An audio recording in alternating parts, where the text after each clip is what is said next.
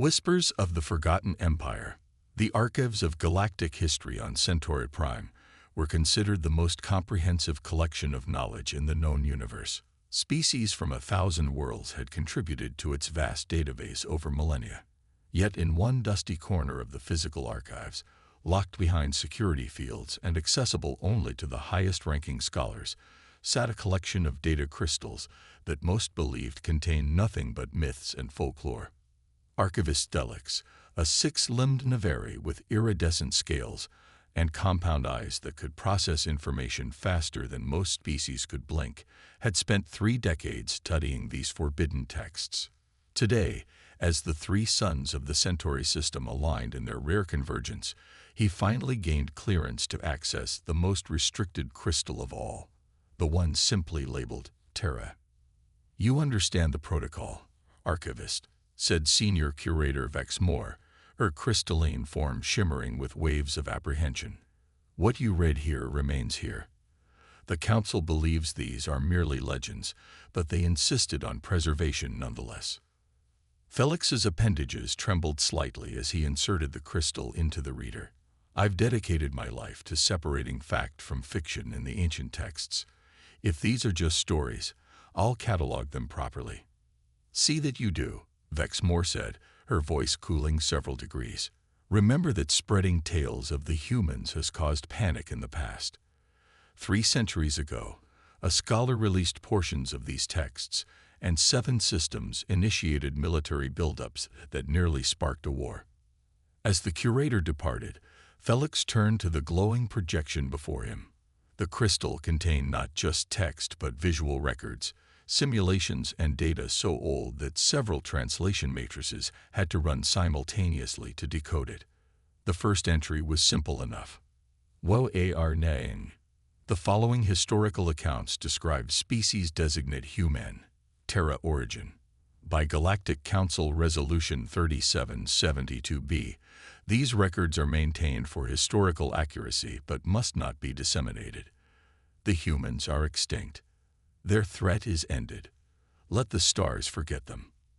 Felix had heard the whispers, of course. All archivists had.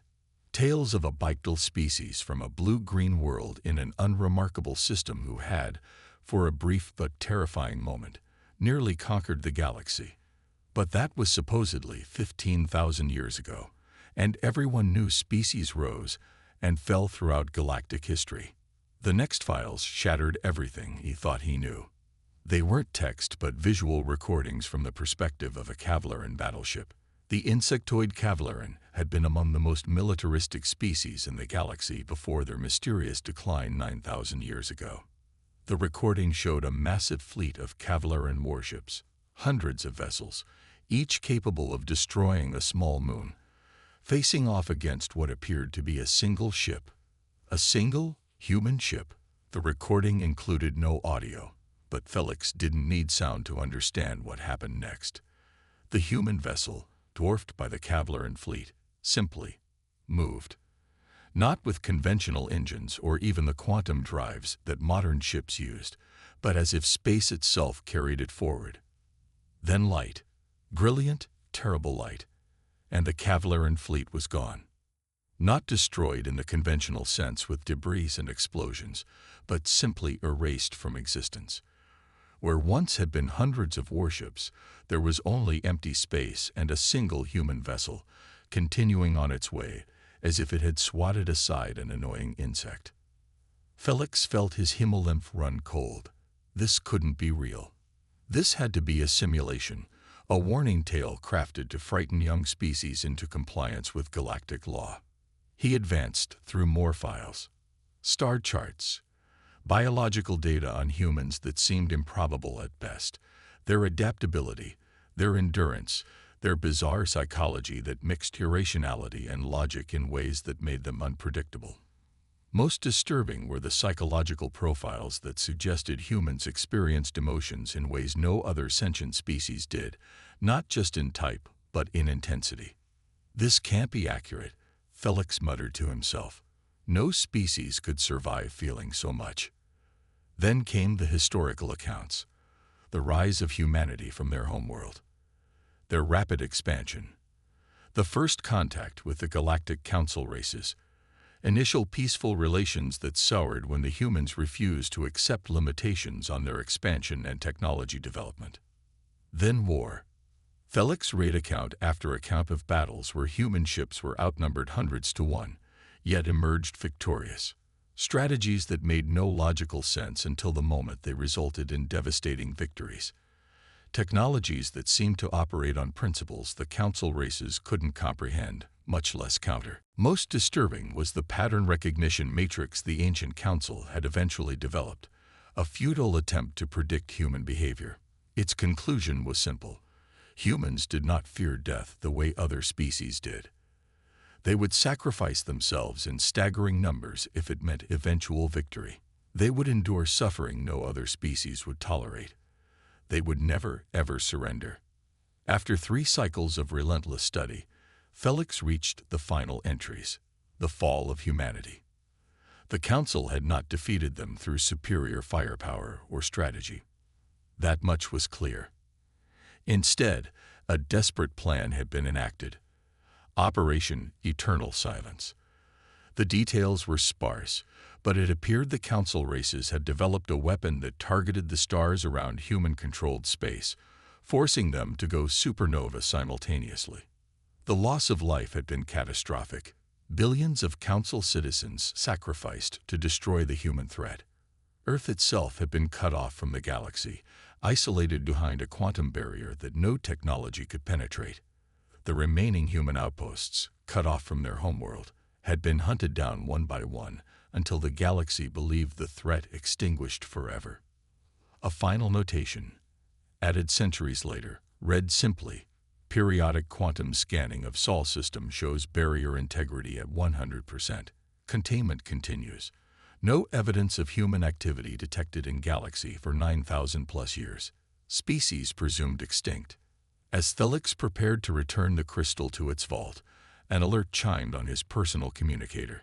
It was an automatic notification from the Deep Space Monitoring Network, a system he had programmed to alert him of any anomalies that might correlate with his historical research.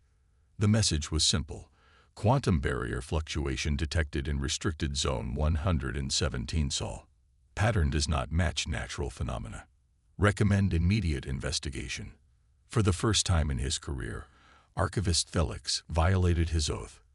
He copied the Sol coordinates and erased evidence of the alert from the system. Something was happening at the quantum barrier that had imprisoned humanity for 9 millennia, and the galaxy needed to know.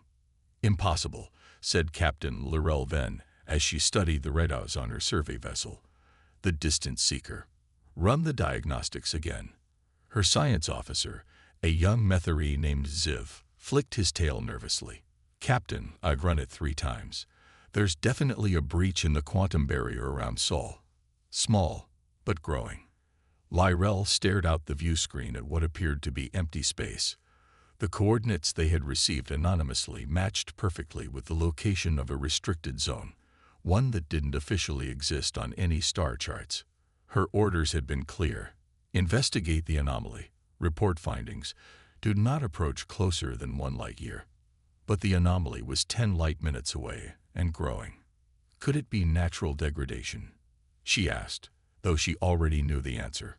Quantum barriers didn't degrade naturally. "No, Captain. The pattern suggests."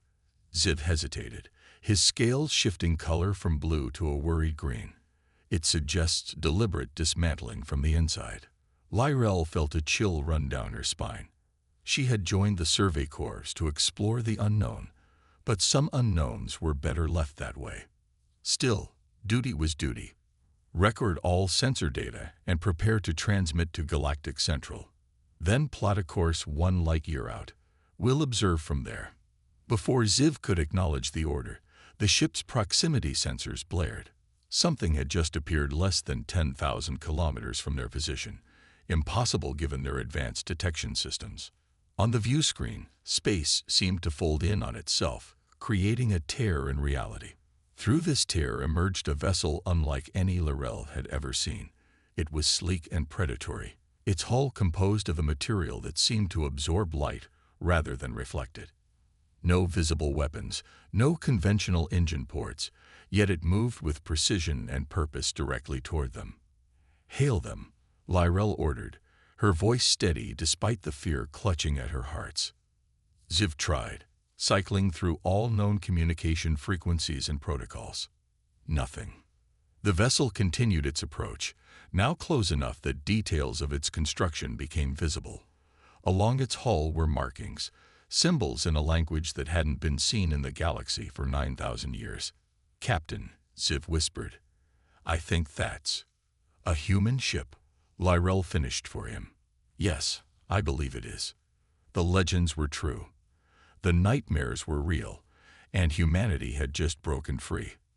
Admiral James Chen stood on the bridge of the Reclamation, humanity's first ship to breach the quantum barrier in 9 millennia. The technology to do so had taken thousands of years to develop, even with the accelerated advancement programs Earth had implemented after the imprisonment. "Contact established with alien vessel," Admiral reported his tactical officer. "Their systems are primitive by our standards, but they appear to be a survey ship, not military." Chen nodded, studying the alien craft on the view screen. So different from the ships that had imprisoned Earth all those millennia ago, yet similar in basic design principles. The galaxy had evolved while humanity had been locked away, but perhaps not as much as they might have hoped. "Open communications," he ordered. "Standard first contact protocol." The comms officer worked her console. "Channel open, sir. Translation matrices engaging." Chen straightened his uniform and faced the screen. "This is Admiral James Chen of the Earth Vessel Reclamation. We come in peace, seeking to re-establish contact with the galactic community." It wasn't entirely true, of course. Peace was conditional on how the galaxy responded to humanity's return. 9,000 years of imprisonment had not been forgotten or forgiven. But open hostility would not serve their purposes, not yet. The screen flickered, and an alien face appeared, reptilian, with iridescent scales and large expressive eyes. "This is Captain Lyrell Venn of the Galactic Survey Corps vessel Distant Seeker," came the translated response, the alien's voice tinged with unmistakable fear. "Your presence in this sector is unexpected." Chen smiled slightly. "I imagine it is, Captain. Your ancestors tried very hard to ensure we would never leave our system again. Yet here we are." The alien captain seemed to struggle with how to respond. My people have no knowledge of such actions. The events you speak of would have occurred thousands of years before my species even achieved spaceflight. Yet you recognized us immediately," Chen observed. "Interesting. It seems humanity has not been entirely forgotten after all." "There are stories," the captain admitted. "Ancient legends, nothing more." Chen leaned forward slightly.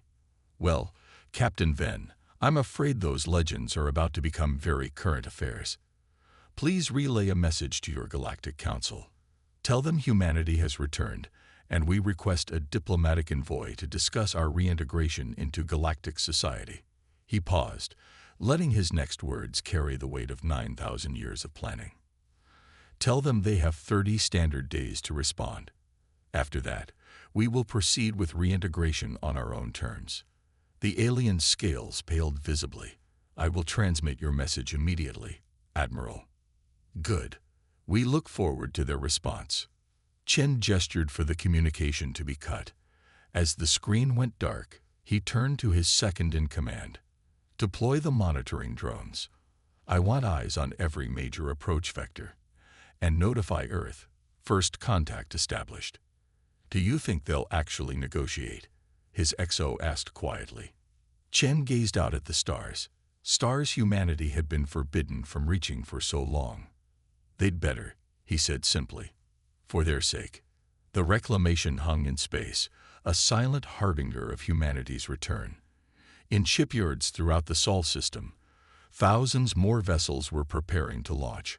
Operation Remembrance was underway. The galaxy had forgotten the true nature of humanity. They were about to receive a painful reminder. The return of the forgotten. The Grand Council chamber on Hallex Prime had not been fully assembled in over 3 centuries. Representatives from all 572 member species now filled the massive amphitheater, their voices creating a cacophony of clicks, whistles, rumbles, and synthesized speech as translation devices struggled to keep pace with the panic. High Counselor Trazelar, a Voshin elder whose 16-meter serpentine body coiled around the central speaking platform, raised his upper torso and spread his ceremonial hood.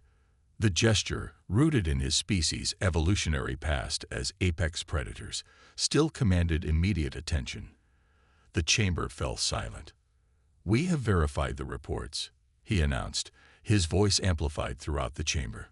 "A human vessel has breached the quantum containment barrier around Sol's system. They have made contact with a Survey Corps vessel and delivered what appears to be an ultimatum." Murmurs rippled through the assembly. Most counselors had believed humans to be either extinct or a mythological threat invented to maintain political unity in the early days of the council. "Impossible," called out the representative from the Calaxian hegemony, her crystalline form vibrating with skepticism. "The barrier was designed to be impenetrable. Our most advanced scientists have confirmed its integrity for 9,000 years." "Nevertheless," Trazelar continued, "they have emerged, and our historical records suggest we must take this development with the utmost seriousness." The central holodisplay activated, showing the sensor readings from the distant seeker. The human ship hung in space, its design unlike anything currently used in the galaxy. Smooth, almost organic in appearance, it defied conventional engineering principles. "Our analysis indicates their technology has evolved during their containment," reported the Chief of Sciences, a Metheri whose scales had blanched to an alarmed white. "The quantum barrier was designed to prevent physical passage, but allowed energy and information to pass through. We believe they have been observing us, learning from us, all while developing their own technological path in isolation." "What exactly are they demanding?" asked the Tyrillian ambassador, her feathered crest flattened in concern. Trazelar signaled, and Captain Laurel Ven's recorded message played for the assembly. The captain's fear was evident as she relayed Admiral Chen's ultimatum: diplomatic contact within 30 days, or humanity would proceed with reintegration on their own terms. "They speak of peace while making threats," observed the Juvex representative, his multiple eyes blinking in sequence. "Typical of the behavioral patterns described in the ancient texts." "Perhaps," countered the Ashani diplomat, her ethereal form pulsing with calming blues, "we should consider that 9,000 years of isolation might justify some directness in their approach. They were imprisoned without trial or formal declaration of war, after all." This statement caused an uproar. The Ashani were known for their pacifistic philosophies, but even by their standards, this seemed naive. Trazelar called for order. "We have 27 days remaining to respond. I propose we dispatch a diplomatic vessel immediately, while simultaneously activating our defense networks. Caution must be our watchword." The vote was unanimous. Within hours, the Council's finest diplomatic vessel, the Harmonious Discourse, departed for the coordinates provided by the human ship. Aboard were representatives from 12 major species, led by senior diplomat Nevroth of the Voshin, Trazelar's own clutch kin. Meanwhile, throughout Council space, military vessels that had not seen active deployment in centuries began powering up. Ancient defense stations, maintained more out of tradition than necessity in the long peace, initiated systems checks. The galaxy prepared for the worst while hoping for the best. Admiral Chen received the Council's response with satisfaction, but not surprise. Humanity had spent millennia predicting how the galaxy would react to their return. The simultaneous diplomatic and military mobilization was exactly as expected. "They're hedging their bets," observed his XO, Commander Sofia Rivera. "Diplomacy backed by the implicit threat of force." "As are we," Chen replied with a thin smile. He turned to his communications officer. "Signal Earth. Inform them that diplomatic contact has been established. Contingency Theta is authorized." Throughout the Sol system, previously dormant shipyards began accelerating production. Stealth probes that had been monitoring galactic development for centuries initiated their secondary protocols, gathering strategic intelligence on Council military positions. Earth's defenses, already formidable, shifted to heightened alert. When the Council diplomatic vessel Harmonious Discourse arrived 3 days later, humanity was prepared for all contingencies. They'd brought representatives from 12 species, reported Lieutenant Commander Yoshida, reviewing the sensor data. The ship itself is only lightly armed, ceremonial weapons at best. Defensive capabilities are moderate. They're flying under a traditional white banner of truce. Chen nodded. Prepare the reception team. I'll meet them personally. Senior diplomat Nevroth had expected many things from this historic encounter. The grand reception hall of the human vessel was not among them. The room was vast, with one transparent wall offering a breathtaking view of Earth and its moon. The architecture blended functionality with aesthetic beauty in a way that spoke of a culture that valued both equally. Most surprising were the environmental accommodations, the temperature, gravity, and atmospheric composition adjusting automatically in different sections of the room to suit each delegation member's physiology. "Welcome aboard the Reclamation," announced a human female as she entered. "I am Dr. Elena Volkov, xenobiological specialist and member of Earth's diplomatic corps. Admiral Chen will join us shortly." Nevroth studied the human with fascination. Bipedal, as the ancient texts described, with a range of skin pigmentation among the various individuals present. They appeared physically unimposing compared to many Council species, yet there was something in their bearing that suggested hidden strength. "We appreciate your prompt response to our invitation," Dr. Volkov continued. "It has been far too long since humanity has engaged with the galactic community." "Invitation," repeated Kixlat, the Tyrillian representative, her translator barely keeping up with her agitated chirps. "Your admiral delivered what sounded distinctly like an ultimatum." Dr. Volkov's expression remained pleasant, though something flickered in her eyes. A miscommunication, perhaps. After 9,000 years of isolation, our diplomatic subtleties may need refinement. Before Kixlat could respond, the doors opened again, and Admiral Chen entered. The human male moved with purpose, his uniform simple but elegant, devoid of the excessive ornamentation favored by Council military officers. "Representatives of the Galactic Council," he greeted them. "I am Admiral James Chen, commanding officer of the Reclamation and representative of Earth's United Governance. Thank you for accepting our request for diplomatic contact." Nevroth slithered forward, raising his upper body to meet the human at eye level, a gesture of respect among his kind. "Admiral, I am Senior Diplomat Nevroth. The Council has sent us to understand humanity's intentions following your emergence." Chen gestured toward a large circular table. "Please, let us be seated. There is much to discuss." As they arranged themselves around the table, special accommodations provided for species with unusual physiologies, holographic displays activated, showing historical images of Earth, human colonies, and ancient encounters with alien species. "I'll be direct," Chen began.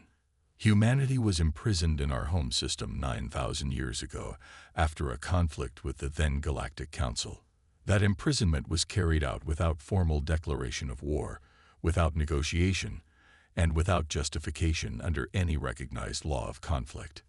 "Admiral," Nevroth interjected carefully, "while I understand your perspective, I must point out that none of our current member species were part of the Council at that time. The civilizations responsible for those actions have long since fallen or evolved. We come here with no historical enmity." Chen's expression hardened slightly, "Yet you maintain the barrier that imprisoned us. You keep our existence as classified information, accessible only to your highest echelons. You perpetuate the lie that we are extinct or merely legend." "Precautionary measures," offered the Juvex representative, based on historical records that suggested humanity posed an existential threat to galactic stability. "Records written by the victors," countered Dr. Volkov. "Did those records mention that humanity sought only to explore and expand peacefully? that we defended ourselves only after multiple unprovoked attacks by Council forces, that the weapon used against us caused the deaths of billions of innocents, including non-human species who had allied with us. The chamber fell silent. Many of the delegates exchanged uncomfortable glances. "What exactly does humanity want?" asked the Ashani representative finally, her form glowing with genuine curiosity. Chen leaned forward. "Recognition, reparations, and reintegration on equal terms, not as subjects. We want what was stolen from us, our place among the stars." "And if the Council refuses?" pressed Kixlat. Chen's smile didn't reach his eyes. "We're not asking permission, Representative. We're extending courtesy. Humanity will reclaim its place in the galaxy, either with the Council's cooperation or despite its resistance." The implied threat hung in the air like a storm cloud. "Perhaps," Nevroth suggested diplomatically, "a demonstration of goodwill from both sides would be appropriate.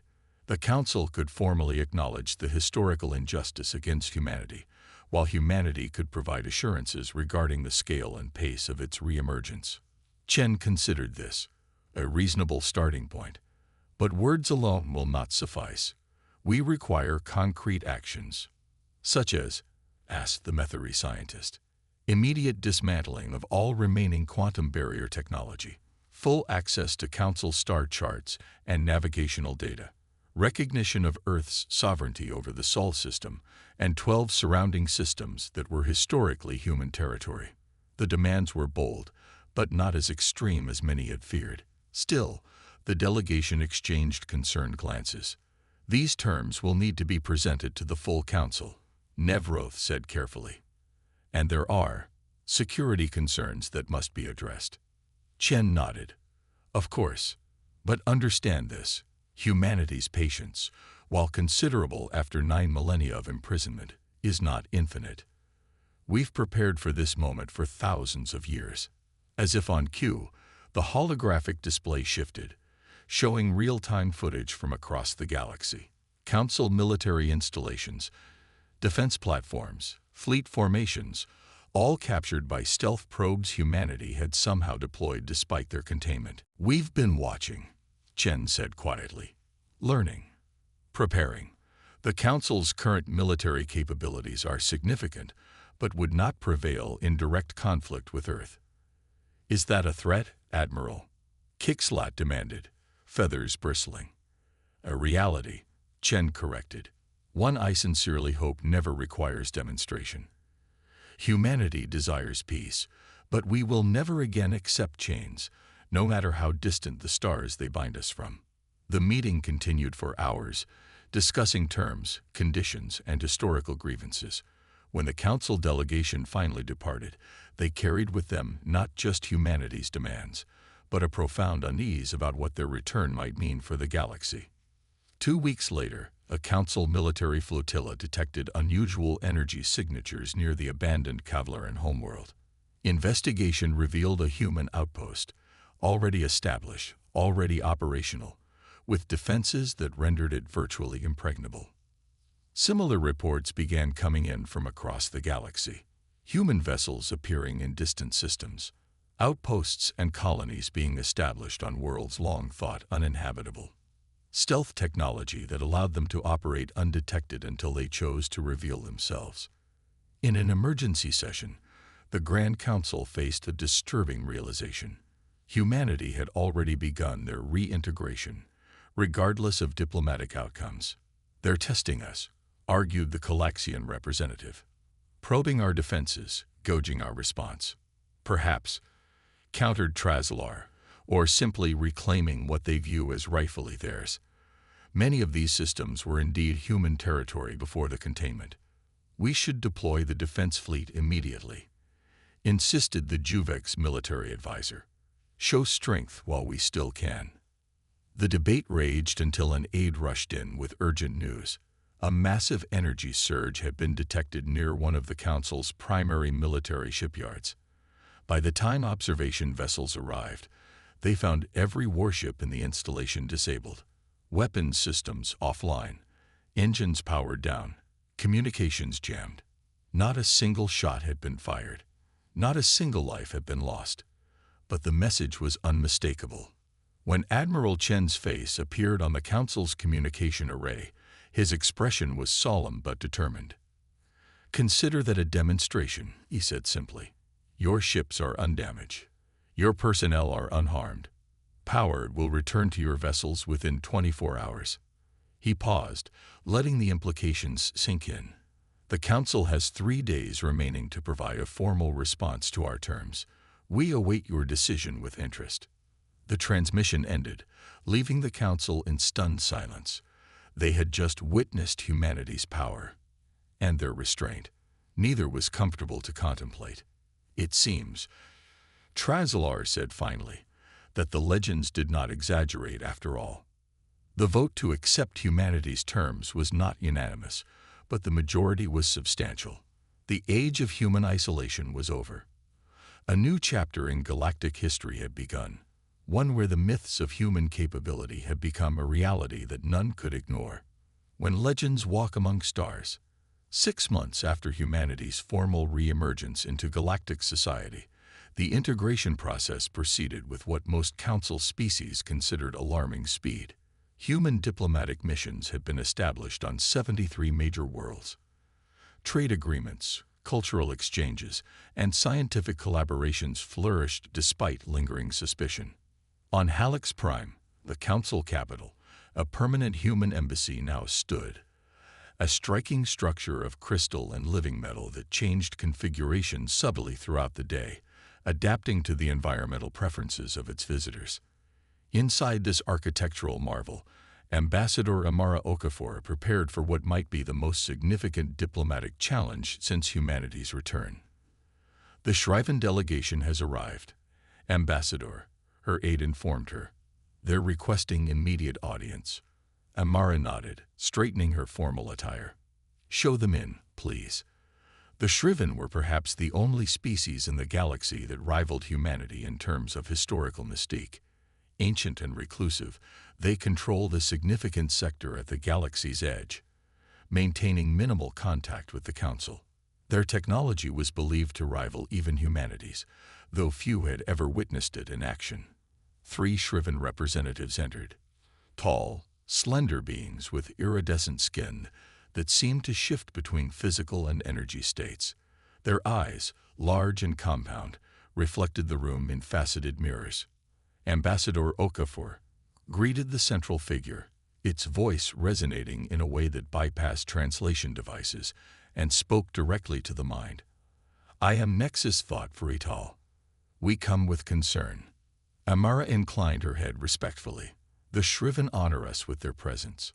How may Earth address your concerns?" "Your kind expands too quickly," Vrital stated without preamble. "The balance is disturbed. The pattern fractures.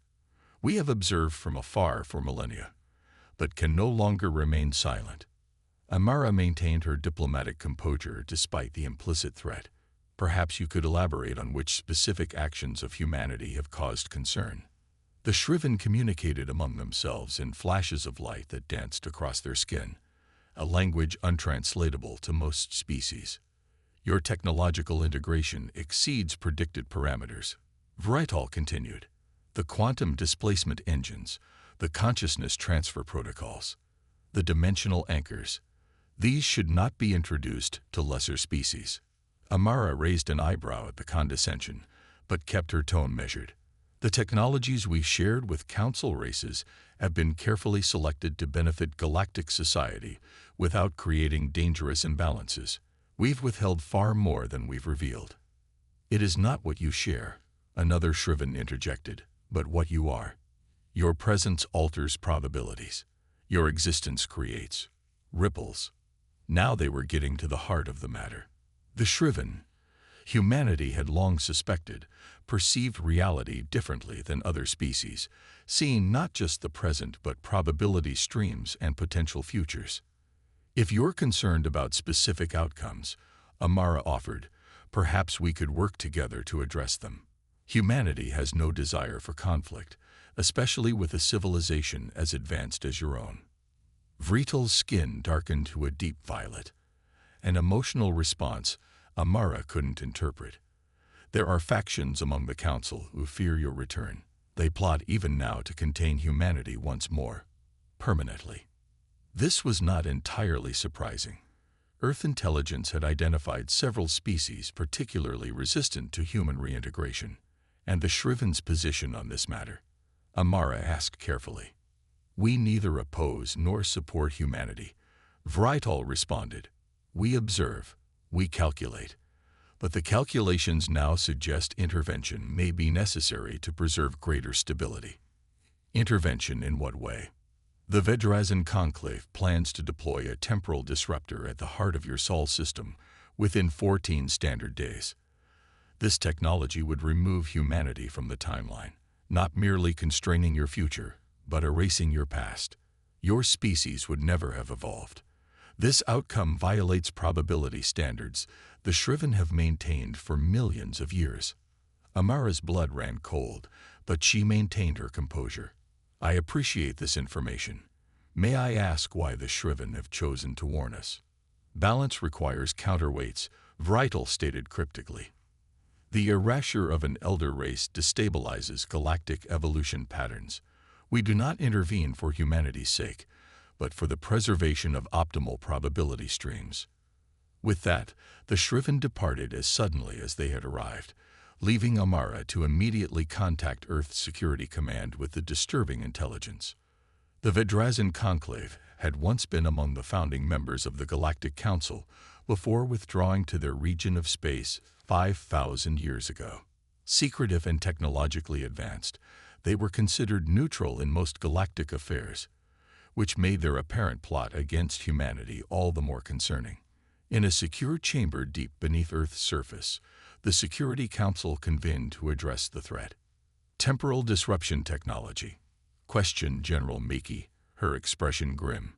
Is such a thing even possible? Theoretically, confirmed Dr. Volkov, reviewing holographic simulations. We've experimented with limited temporal manipulation ourselves, but a device capable of erasing an entire species from the timeline would require power sources beyond anything we've encountered. Admiral Chen, recently promoted to Fleet Command, studied the star charts where Vedrazan territory was highlighted. The Shriven have no reason to provide false intelligence. If they say this threat is real, we must operate under that assumption. Options? Asked President Quan, who had joined remotely from the Orbital Administrative Center. Diplomatic outreach is already underway, reported Ambassador Okafor. But the Vedrazan have rebuffed all communication attempts. They've also begun moving ships to defensive positions throughout their territory. A preemptive strike would violate the integration treaties we just signed with the Council, Dr. Volkov pointed out. Those treaties also prohibit temporal weapons, Chen countered. If the Vedrazan deploy this device, there won't be treaties or humanity to worry about. We'll never have existed. The debate continued until President Quan raised her hand for silence. We need to understand the Vedrazan motivation. Why now? Humanity has been reintegrated for months without direct conflict. Fear, suggested Okafor, not of what we've done, but what we represent. The Vedrazan were ascendant in council politics during the millennium after humanity's containment. They positioned themselves as the galaxy's elder wisdom. Our return undermines their authority, suggests they've been perpetuating a historical injustice. So they'd rather erase us entirely than face that reckoning. Mbiki concluded. We had 11 days before their weapon is supposedly ready, Quan stated. I'm authorizing Operation Temporal Shield. Admiral Chen, deploy the 7th Fleet to create a defensive perimeter around the Sol system. Dr. Volkov, your team has priority access to all research facilities. Find us a countermeasure. Ambassador Okafor, inform the Council of the Vedrazan threat without revealing our source.